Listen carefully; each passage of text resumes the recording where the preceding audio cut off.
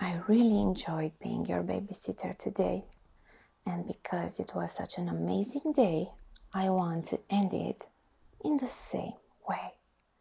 So, to help you go to sleep, now I will be reading for you your favorite book, Harry Potter and the Philosopher's Stone. It will definitely help you have a very good night's sleep. So, yes, I know. Your favorite chapter? Chapter 7, The Sorting Hat. This is the one I will be reading for you. So, let's start and just enjoy it.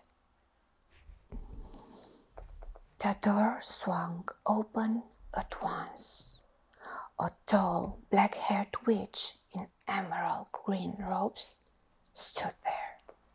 She had a very stern face, and Harry's first thought was that this was not someone to cross.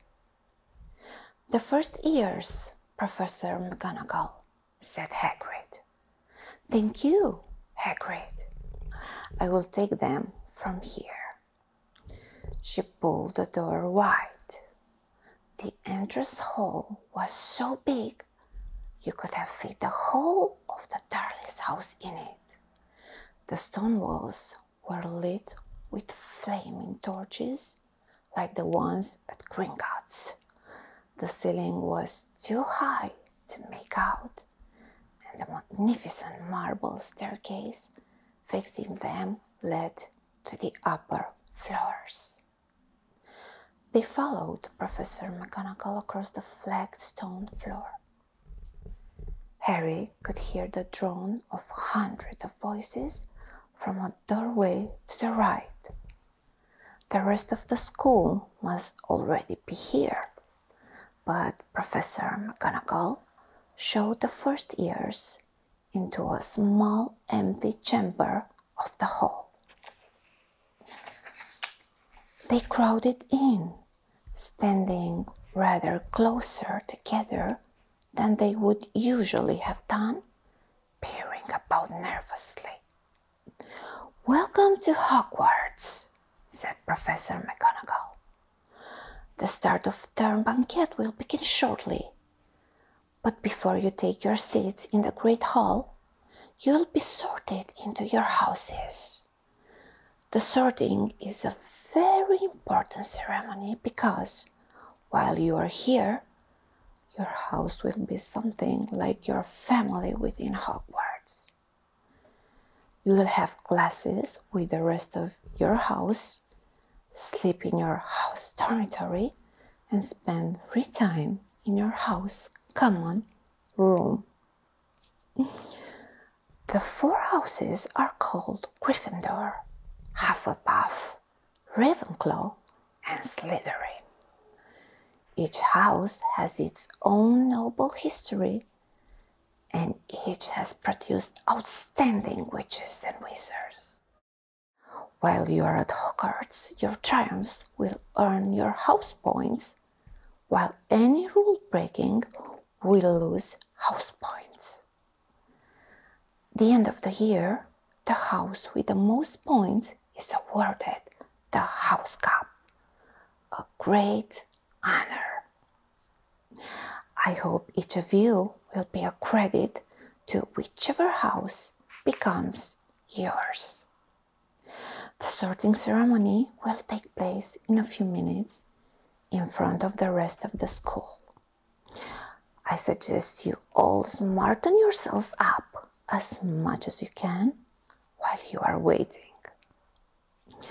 Her eyes lingered for a moment on Neville's cloak, which was fastened under his left ear, and on Ron's smudged nose.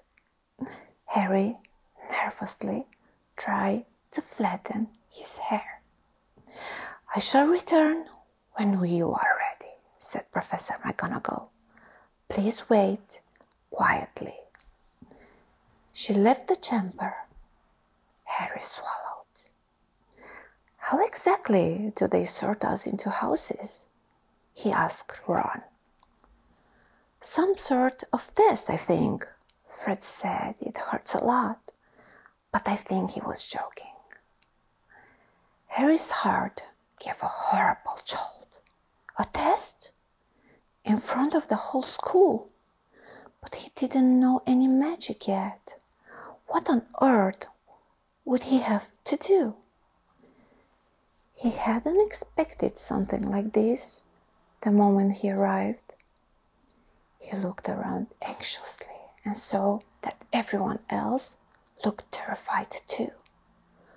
No one was talking much except Hermione Granger, who was whispering very fast about all the spells she'd learned and wondering which one she'd need.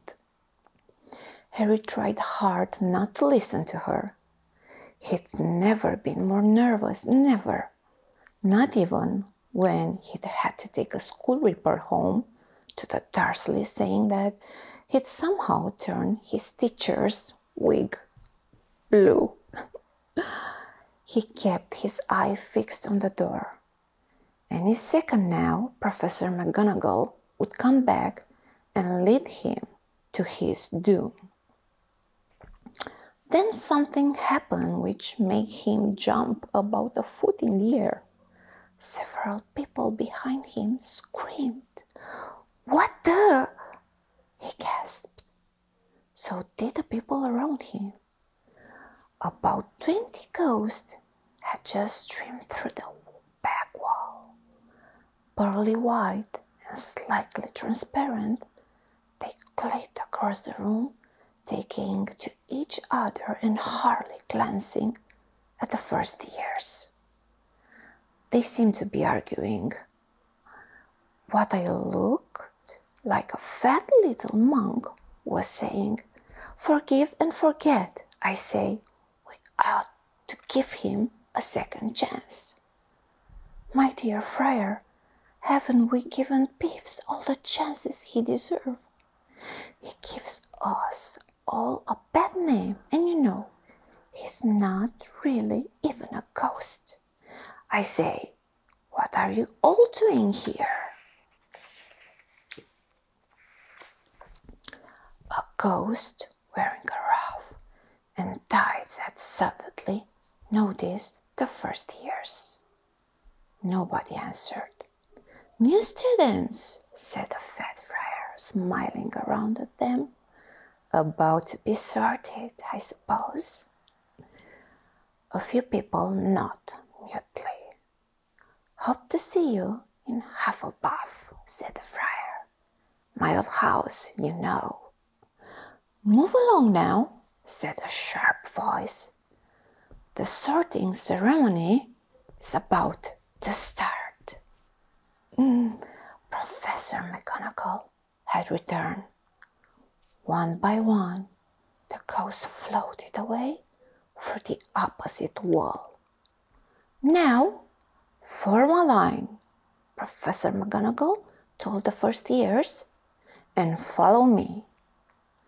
Feeling oddly as though his legs had turned to lead, Harry got into line behind a boy with sandy hair, with Ron behind him, and they walked out the chamber, back across the hall, and through a pair of double doors into the great hall. Harry had never imagined such a strange, splendid place. It was lit by thousands and thousands of candles, which are floating in the mid-air over 4 long tables where the rest of the students were sitting. These tables were laid with glittering golden plates and goblets. At the top of the hall was another long table where the teachers were sitting. Professor McGonagall led the first years up here, so that they came to a halt in a line facing the other students, with the teachers behind them. The 100 of faces staring at them looked like pale lanterns in the flickering candlelight. That here and there among the students, the ghosts shone misty silver, mainly to avoid all the staring eyes. Harry looked upwards and saw velvety black ceiling, dotted with stars. He heard Hermione whisper, "It's bewitched to look like the sky outside." I read about it in Hogwarts, a history. It was hard to believe there was a ceiling there at all, and that the great hall didn't simply open onto the heavens. Harry quickly looked down again as Professor McGonagall silently placed a four-legged stool in front of the first years. On top of the stool, she put a pointed wizard's hat. This hat was patched and frayed and extremely dirty. Aunt Petunia wouldn't have let it in the house. Maybe they had to try and get a rabbit out of it. Harry thought quickly. That seemed the sort of thing, noticing that everyone in the hall was not staring at the hat. He stared at it too. For a few seconds, there was complete silence. Then the hat twitched. A rib near the brim opened wide like a mouth, and the hat began to sink. "Oh, you may not think I'm pretty, but don't judge on what you see. I'll eat myself if you can find a smarter hat than me. You can keep your balls black, your top hat sleek and tall, for I'm the Hogwarts sorting hat, and I can cap them all." "There's nothing beating your hat. The sorting hat can see. So try me on, and I will tell you where you ought to be. You might belong in Gryffindor, where dwell the brave at heart. Their daring nerve and chivalry set Gryffindors apart. You might belong in Hufflepuff, where they're just and loyal. Those patient Hufflepuffs are true and unafraid of toil. Or yet in wise old Ravenclaw, if you're a ready mind, where those of wit and learning will always find their kind. Or perhaps in Slytherin, you'll make your real friends. Those cunning folks use any means to achieve their ends. So put me on, don't be afraid, and don't get in a flap. You're in safe hands, thought I have none, for I'm thinking cap." The whole hall burst into applause as the first finished its song. It bowed to each of the four tables and then became quiet still again. "So we've just got to try on the hat," Ron whispered to Harry. "I'll kill Fred. He was going on about wrestling a troll." Harry smiled weakly. Yes, trying on the hat was a lot better than having to do a spell. But he did wish they could have tried it on without everyone watching. The hat seemed to be asking rather a lot. Harry didn't feel brave or quick-wit or any of it at the moment. If only the hat had mentioned a house for people who felt a bit queasy, that would have been the one for him.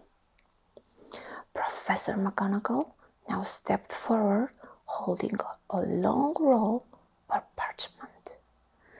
When I call your name, you will put on the hat and sit on the stool to be sorted, she said.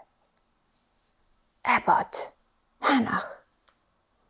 A pink-faced girl with blonde pigtails tumbled out of line, put on the hat, which fell right down on her eyes, and sat down.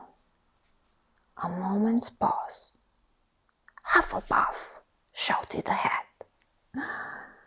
The table on the right cheered and clapped as Hannah went to sit down at the Hufflepuff table.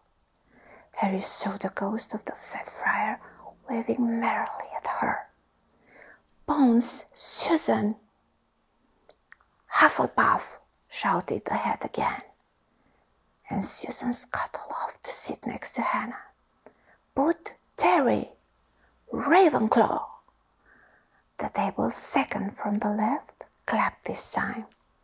Several Ravenclaws stood up to shake hands with Terry as he joined them.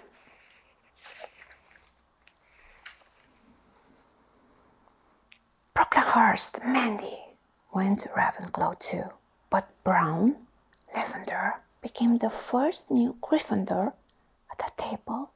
On the far left exploded with cheers.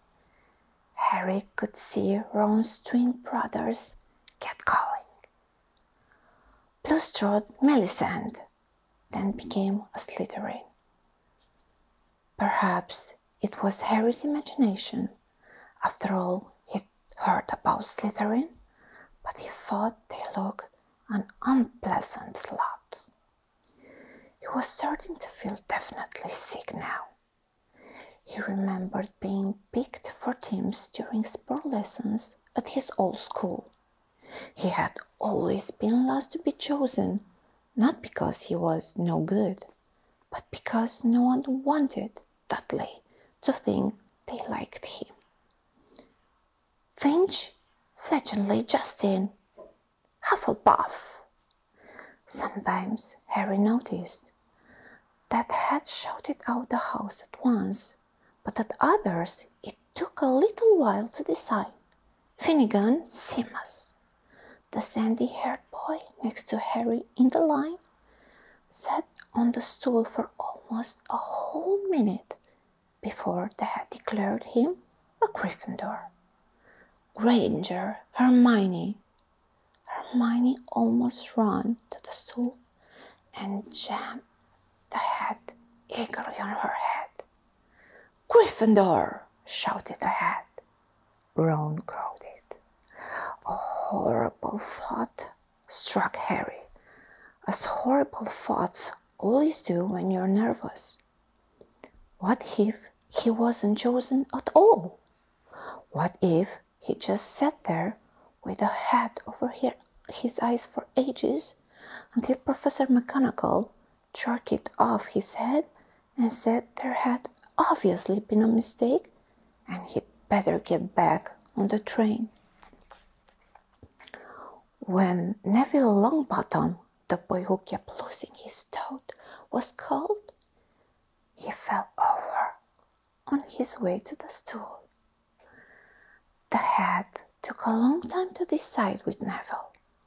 When it finally shouted Gryffindor, Neville ran off still wearing it, and the hat to jog back amid chaos of laughter to give it to McDougal Morak.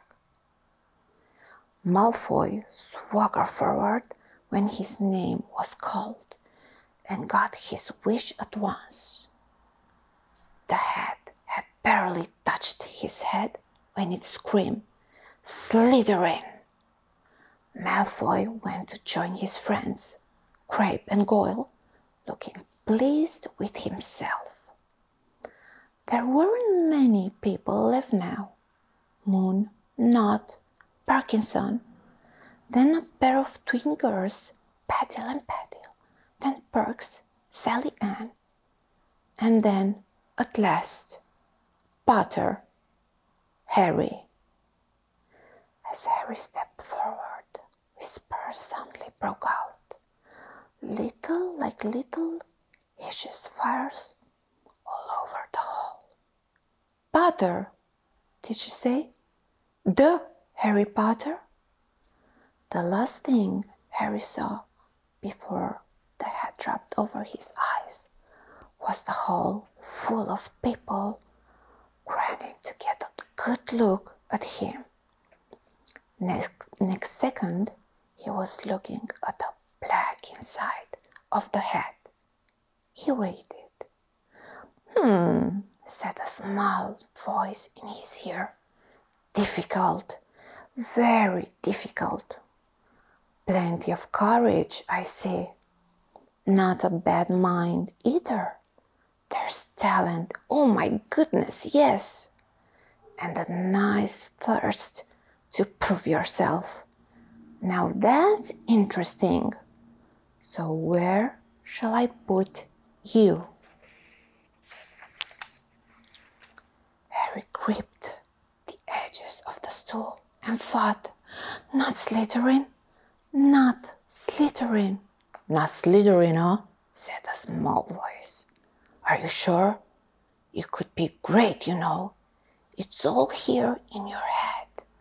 And Slytherin will help you on the way to greatness. No doubt about that, no? Well, if you're sure, better be Gryffindor. Harry heard the hat shout the last word to the whole hall. He took off the hat and walked shakily towards the Gryffindor table. He was so relieved to have been chosen and not put in the Slytherin, he hardly noticed that he was getting the loudest cheer yet. Percy, the prefect, got up and shook his hand vigorously while the Weasley twins yelled, "We go, Potter! We go, Potter!"